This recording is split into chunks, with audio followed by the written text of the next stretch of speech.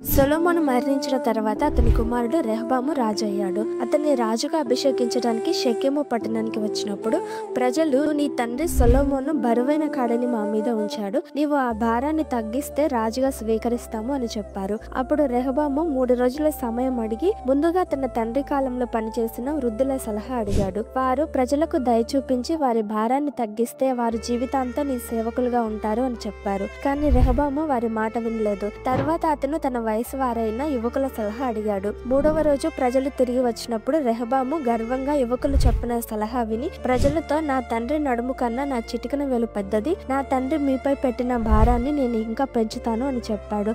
ఇది విని ప్రజలు కోపంతో కేకలు వేశారు.